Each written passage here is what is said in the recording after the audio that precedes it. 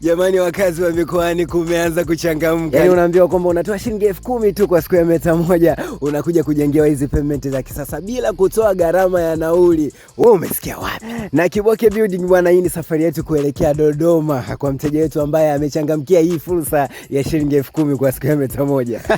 Sasa mimi nikwambie kitu kimoja bwana, usiogope kupiga simu. Simu yako moja tu inaweza kukubadilishia muonekano wa nyumba yako ukawa wa kisasa, tofauti kabisa na vile ambavyo unavyofikiria. Na Kiboke tumekuja kumthibitishia mteja wetu kwamba Kiboke Building hapa ni mahali sahihi. Hajakosea kutuchagua Kiboke kuja kumboreshea nyumba yake. Kwa hiyo wewe mkazi wa Dodoma, hizi pavement zimekufikia malangoni mwako bwana. Isikupite hii fursa ya ujenzi wetu wa pavement za kisasa, upunguze gharama ya ujenzi katika nyumba yako. Kama unavyoona nyumba ipo namna hii, lakini ndani ya wiki moja tu tufuatie katika mitandao yetu ya kijamii, uangalie jinsi gani hii nyumba itapobadilika, itapokuwa ya kisasa kwa ujenzi wa kisasa kutoka hapa Kiboke Building. Kiboke Building, nyumba ya wajenzi. Asanteni na karibuni sana hapa Kiboke Building.